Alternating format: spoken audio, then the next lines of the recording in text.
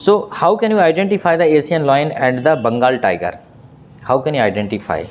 So the answer is, मतलब ये है कि आप एशियन लाइन, एशिया का शेर और बंगाल टाइगर और बंगाल का बाघ, आप उसे कैसे आइडेंटिफाई करते हो? 10वीं में पढ़ा होगा आपने, इन्होंने तो नहीं पढ़ा, इनका सिलेबस नहीं था, आपने पढ़ा होगा, और जो 10वीं में है वो तो पढ़ना ही है उनको। तो Asian line has a large body and brownish yellow. कैसा होता है वो? उसकी विशालकाय बॉडी होती है, ब्राउनिश येलो होता है, थोड़ा थोड़ा रेड, पीला रेड टाइप का होता है कि नहीं, मतलब लाल पीला टाइप का शरीर होता है, उसके बीच का रंग होता है ब्राउनिश, जिसे ब्राउनिश कहेंगे, ब्राउनिश येलो। कोट मतलब उसकी बॉडी पर वैसा कलर होता है। It roars loudly when it attacks it prey. जब वह अपने शिकार पर हमला करता है, प्रे मतलब होता है शिकार, PREY प्रे, तो वो क्या करता है? दहाड़ता है। ये उसकी आइडेंटिफिकेशन है। ऑन द अदर हैंड, दूसरी तरफ, the Bengal tiger has black stripes on its yellow coat, मतलब उसकी जो पीले शरीर के ऊपर ब्लैक स्ट्रिप्स होती हैं, पट्टियाँ होती हैं, ये होता है बाघ, जिसे कहते हैं बंगाल टाइगर। यहाँ पे एशियन लायन और बंगाल टाइगर की बात हो रही है, ठीक है। It silently attack its prey, और ये चुपचाप अपने शिकार पर अटैक करता है। वो दहाड़ के शिकार करता है और ये टाइगर जो है वो चुपचाप शिकार करता है। ये दोनों में डिफरेंस है। क्वेश्चन नंबर 2 है, write the sum and substance of the poem how to tell wild animal. मतलब पोएम का जो है सम, मतलब एक प्रकार से उसका एक अनुमान, सम, या जैसे कहते हैं कि ये उसका कविता का जो पदार्थ है और कविता का सार है, वो बताइए कि किस प्रकार से आप जंगली जानवरों को पहचानते हैं। सम जो कवि ने लिखा है। तो the poet the Carolyn Wells जो है, in the poem suggest some of the dangerous way to identify the wild animal. उन्होंने कुछ खतरनाक तरीके सुझाव दिए हैं, कुछ खतरनाक सुझाव दिए हैं जंगली जानवरों को आइडेंटिफाई करने के। The poem is full of humorous example when the poet tries to distinguish one animal from the other. जब कवि ने एक जानवर को दूसरे से भेद करने का कहा है, डिस्टिंग्विश मतलब भेद करना होता है, तो ये जो है जो सजेशन है काफ़ी डेंजर है और साथ ही साथ ह्यूमरस है, मतलब बड़ा मज़ेदार है। आप ऐसा कैसे आइडेंटिफाई कर सकते हो कि कोई जब आप पे अटैक करने को हो तो समझ जाओ ये शेर है, तो कुछ जाओगे क्या उसको आइडेंटिफाई करने के लिए, उसके सामने खड़े होगे क्या? तो ये ह्यूमरस है। और उसके बाद वो क्या कह रहा है, मोर ओवर, इससे भी ज़्यादा, the poem educate us by describing the various features of wild animal. और ये जो कविता है हमें जानवरों के वेरियस फीचर्स, मतलब कई फीचर्स मतलब क्या होता है? विशेषताएं। यह कविताएं हमें जानवर की कई विशेषताओं को बताती है, ठीक है। तो देखो कितनी सारी आपके वोकैबुलरी तैयार हो रहा है। आइडेंटिफाई, डिस्टिंग्विश, वेरियस, फीचर्स, ठीक है, स्ट्रिप्स, एलो, एलोइश, कितने सारे वर्ड इसमें आपके आए। तो ये चीज़ है, जब भी हमको इंग्लिश का कोई भी टेक्स्ट पढ़ते हैं तो उसका हमें कुछ ना कुछ फ़ायदा होता ही है। अब जैसे how can you distinguish between A tiger and leopard. Tiger और लेपर्ड को कैसे डिस्टिंग्विश कर सकते हो, कैसे भेद कर सकते हो? हिंदी में तो पूछेंगे तो अभी फटाफट बता दोगे, सबको पता है टाइगर कैसा होता है, लेपर्ड कैसा होता है, लेकिन इंग्लिश में अब देखते हैं। A tiger has black stripe on its yellow coat. Tiger has black stripes on his yellow coat. Yellow coat के ऊपर क्या होता है? ब्लैक स्ट्रिप्स होती हैं। ये हो गया tiger. A leopard on the other hand does not have any strips. Leopard के शरीर पर कोई भी स्ट्रिप्स नहीं होती हैं। It has spot prepared on its body, peppered on its body, और उसकी बॉडी के ऊपर क्या होते हैं? स्ट्रिप्स होते हैं, धब्बे होते हैं। स्ट्रिप मतलब क्या होता है? स्पॉट, स्पॉट होता है धब्बे। मोर ओवर, उससे भी ज़्यादा, a tiger kill only when it's hungry. Tiger तभी मारता है जब वो भूखा होता है। देखो कितनी अच्छी बात पता चली। Tiger kills when it's hungry while the leopard can kill for the pleasure of killing by pouncing the continuously on its prey. Killing by pouncing continuously on its prey, मतलब ये है कि ये जो है लेपर्ड मतलब तेंदुआ, ये अपने शिकार को इसलिए मार देता है, मज़े के लिए भी मार देता है कई बार, और उसके साथ खेलता रहता है, उसे परेशान करता रहता है, मारता रहता है धीरे धीरे। तो ये है मतलब tiger kills when it's hungry but the leopard can kill animal for its pleasure, hunting pleasure, अपने शिकार के प्लेजर के लिए वो उसे मार देता है। Pleasure of killing by pouncing continuously on its prey, मतलब अपने उसको कभी उसको पाउंसिंग, उसे मतलब उछालता रहता है, उसके साथ खेलता रहता है, मज़े करता रहता है। ये तो समझ में आ गया, ठीक है। तो अच्छा क्या रहता है? टाइगर अच्छा रहता है यार। अच्छे तो दोनों नहीं है खैर देखने में दोनों अच्छे। उनके पास जाओगे तो वो भूखा रहेगा तो मारेगा, आपको क्या पता भूख लगी कि नहीं उसको, है ना, ये बात है। How can you distinguish between a hyena and crocodile? Hyena जानते हो? हाइना लकड़बग्घा टाइप रहते हैं, वो हाइना है ना, लकड़बग्घे को ही बोलते हैं हाइना। लकड़बग्घा जानते हो? अपने यहाँ नहीं देखा होगा, बट टीवी में देख, रियल में देख लिया आपने। अपने क्षेत्र में है क्या? अच्छा हाँ, वन विहार में देखा होगा। हाइना, उस पर भी चित्र बने रहते हैं उसके शरीर के ऊपर भी, है ना, धब्बे धब्बे टाइप, ठीक है। तो हाइना और क्रोकोडाइल को कैसे पहचानोगे? वन क्या? अच्छा, गो टू इट वाला मैसेज आ रहा है। हाँ यार, ये अब ये इससे एक निष्कर्ष निकल रहा है, अब जब भी मैं मोबाइल लेंगे तो बड़ी मेमोरी का लेना पड़ेगा, क्योंकि ये बहुत जल्दी भर जाते हैं।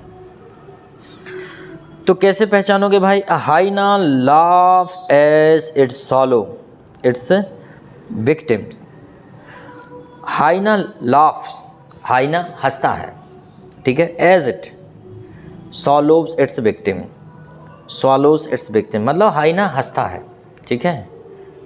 इट्स विक्टिम्स, विक्टिम क्या होता है? पीड़ित। व्हेन इट्स सॉलो, जब वो अपने पीड़ित को गटकता है, खाता। सॉलो मतलब गटकना, swallow. Where is a crocodile weeps, जबकि क्रोकोडाइल रोता है at it swallow its victims. देखो कितना उल्टा है।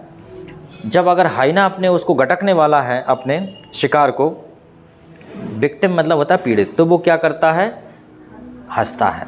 और क्रोकोडाइल रोता है, मतलब ये दोनों अटैक की मुद्रा में है। वो हंसता हुआ नज़र आ रहा है, मतलब अटैक करेगा क्रोकोडाइल। इसलिए तो अपन ने एक कहावत बनाई, क्रोकोडाइल टीयर्स, मगरमच्छ के आंसू। मगरमच्छ के आंसू मतलब, मगरमच्छ के आंसू का मतलब है बहुत खतरनाक आंसू। मतलब मगरमच्छ अगर आंसू बहा रहा है, इसका मतलब वो अटैक करने की मुद्रा में वो निपटा सकता है। तो ये वैसे ही नहीं बनी ये कहावत। आपको लगे यार रो रहा है बेचारा, चलो देख लेते हैं, रो नहीं रहा, वो बस तैयारी में है कि आप खुद ही निवाला बन जाए उसका। तो मगरमच्छ के आंसू कहावत है, बहुत अच्छी। अच्छा, कहावतें बहुत काम की रहती हैं ना, और कहावतें वैसे ही परिस्थितियों से निकली हैं, अनुभव के आधार पर। लोग धोखा खा गए, फिर कहावत बन गई। What are the distinctive features of the Asian lion as given in the poem? Asian lion के डिस्टिंक्टिव फीचर, मतलब उसे भेद करने वाले जो है फीचर्स कौन से हैं? डिस्टिंक्टिव, ठीक है, कौन से हैं? तो पहले ही बताया था एशियन लायन का। The Asian lion is a large in stature. Stature मतलब उसकी जो हुलिया में देखा जाए तो, हुलिया, स्टेचर मतलब हुलिया, उस हिसाब से देखा जाए उसका शरीर के हिसाब से तो आकृति में वो बड़ा है एशियन लायन। उसके बाद है it is a brownish yellow colour. It is a brownish yellow colour, जैसे टाउनी बोलते हैं, ब्राउनिश येलो कलर इसका है। इट रोअर्स वेरी लाउडली, ये बहुत तेज़ी से दहाड़ता भी है। The sound of its roar is so terrible to hear that it can make one almost die due to fear.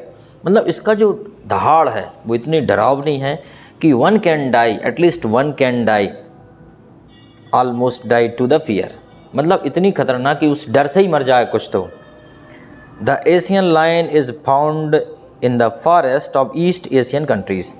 East Asian countries मतलब जो पूर्वी देश हैं, उन देशों में एशियन लायन पाया जाता है, एशिया महाद्वीप पे। चलो भाई, नेक्स्ट क्वेश्चन है, क्वेश्चन नंबर 6 है इसमें। What does the Bengal tiger look like? Bengal tiger कैसा दिखता है? What is so distinct about him, और व्हाट इज़ सो मतलब इसे कैसे भेद किया जा सकता है इसमें? तो बंगाल टाइगर वही स्ट्रिप्स वाला। तो ये है the Bengal tiger roams freely in the forest. Bengal tiger जंगल में फ्रीली घूमता है। It is noble and majestic in status. यह नोबल है। नोबल मतलब होता है एक प्रकार का भव्य विशेष। नोबल, नोबल प्राइज़ क्या होता है? नोबल प्राइज़, नोबल प्राइज़ मिलता है ना। नोबल मतलब होता है विशेष, ठीक है। It wears the black stripes, इसमें काली पट्टियाँ होती हैं। ऑन ए येलो हाइड, और येलो हाइड मतलब येलो के बीच में छिपी रहती हैं। येलो हाइड मतलब येलो एंड ब्लैक पट्टियाँ होती हैं। येलो पट्टी नहीं होती, येलो उसकी बॉडी होती है, ठीक है। When it notice someone it tries to eat him, और जब वो कुछ नोटिस करता है तो वो उसे खाने की कोशिश करता है।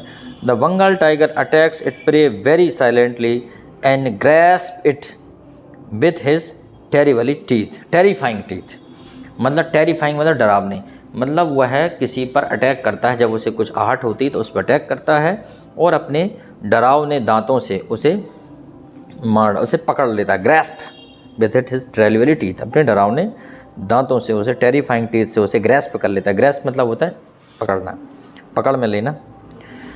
How does a leopard behave when he seems someone, जब वो किसी को देखता है तो उसका व्यवहार कैसा होता है लेपर्ड का?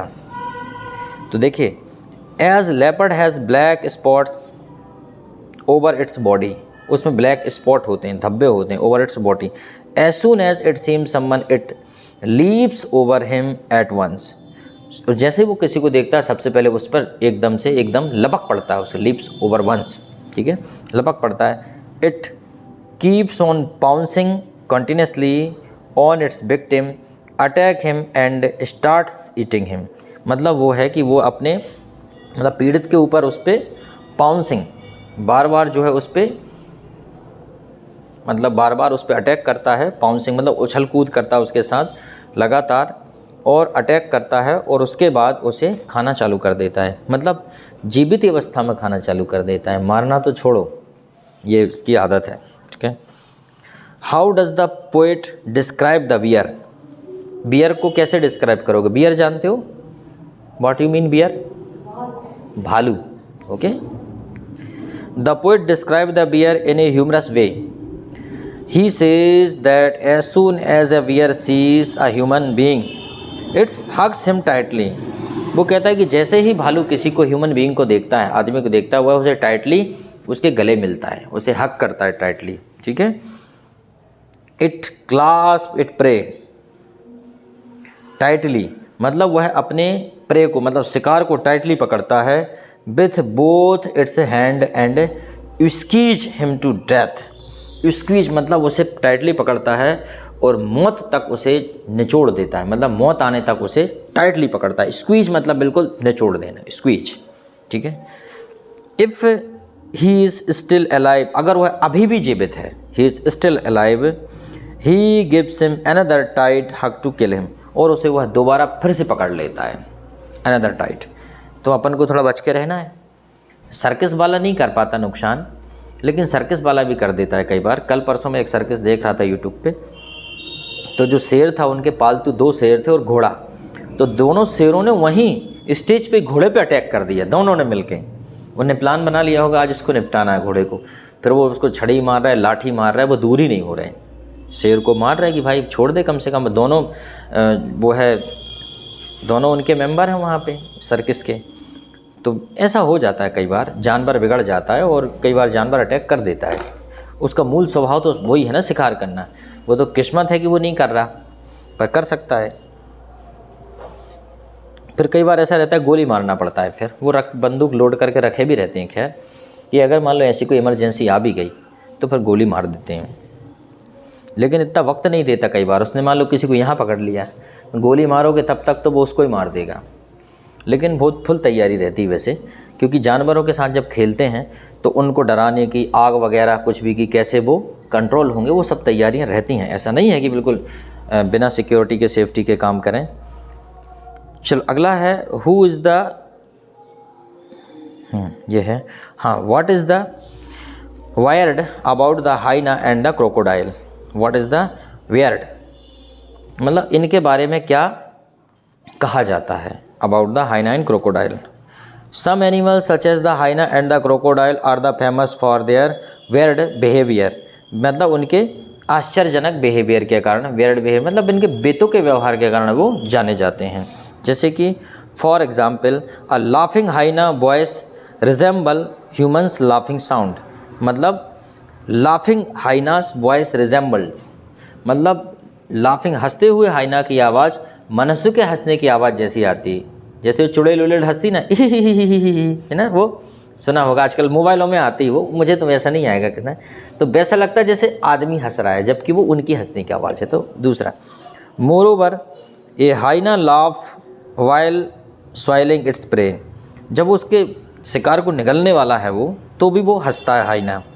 While a crocodile shed tears, और वहाँ पे क्रोकोडाइल ही, और उसी प्रकार क्रोकोडाइल भी आंसू बहाता है, ठीक है, इसलिए इनसे सावधान रहना है आपको। चलो one more, describe a few characteristics of a chameleon. Characteristics मतलब क्या होता है, लक्षण।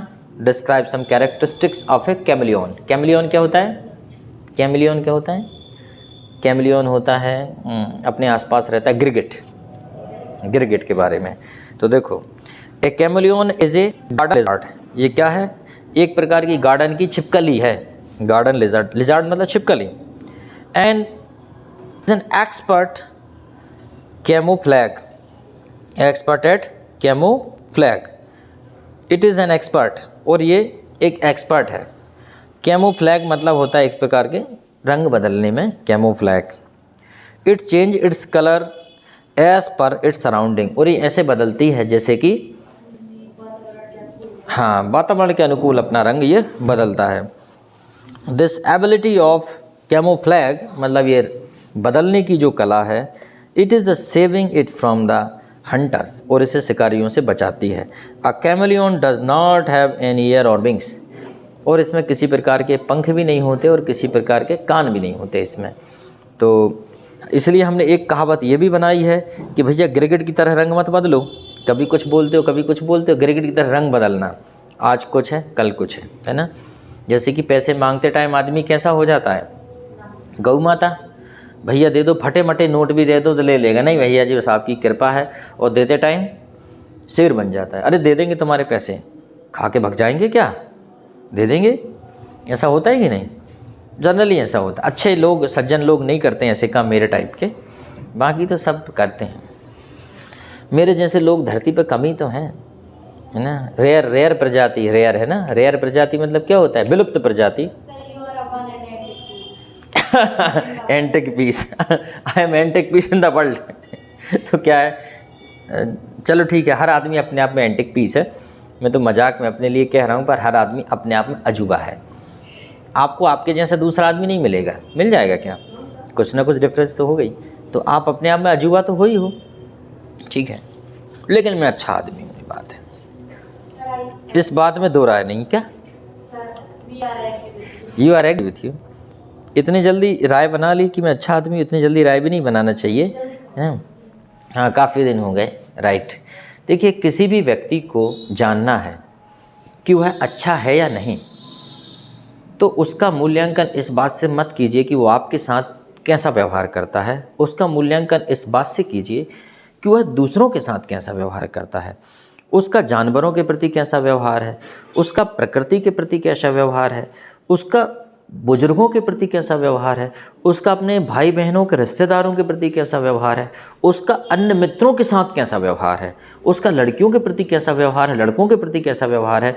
अगर इस चीज़ की समझ है आप में, आपने इस चीज़ को आइडेंटिफाई कर लिया, तो समझ लीजिए कि आप जज कर लेंगे उस आदमी को। जनरली हम आदमी को इस वजह से जज करते हैं कि वो हमारे साथ कैसा व्यवहार कर रहा है। हमारे साथ तो हर आदमी अच्छा व्यवहार करता है, क्यों, वो आपकी नज़रों में अच्छा बनना चाहता है। वो तो आपसे ये कहेगा, आपकी चाल तो हिरनी जैसी है, आपकी आंखें तो बुलबुल जैसी हैं, आपके बाल तो, अब मैं नहीं बता रहा कैसे हैं क्योंकि मुझे खुद नहीं पता है, आपकी तो बात ही अलग है, आप तो बहुत अच्छे हैं। हो सकता है वो आपके सामने अच्छा बनने का नाटक कर रहा हो, लेकिन उसे ये देखिए, क्या व्यक्ति बड़ों का निरादर करता है, क्या व्यक्ति गरीबों का अपमान करता है, क्या व्यक्ति लोगों का मजाक उड़ाता है। अगर वो ऐसा करता है तो आपका भी उड़ा देगा। जब तक काम नहीं निकलेगा तब तक तो वो अच्छे से बात करेगा, उसके बाद वो वही व्यवहार करेगा जो उसका मूल स्वभाव है। और किसी भी व्यक्ति का स्वभाव जांचने का एक और तरीका है, किसी भी व्यक्ति का वास्तविक स्वभाव वही होता है जब वो गुस्से की अवस्था में व्यवहार करता है। व्यवहार व्यक्ति का वो नहीं होता जो वो नॉर्मली व्यवहार करता है, वो व्यवहार किसी का है ही नहीं। व्यवहार वह है जब व्यक्ति गुस्से की अवस्था में व्यवहार करता है। अगर जीवन में किसी के साथ कोई पार्टनरशिप करना है, किसी के साथ बिजनेस करना है, तो एकदम से फटाक से हाँ मत कहो। ये देखो कि पहली बार जब आदमी गुस्सा हुआ था, पहली बार जब आदमी की लड़ाई हुई थी, तो उसने क्या क्या नहीं कह दिया था, क्या क्या नहीं बोला था, वही उसका मूल स्वभाव है।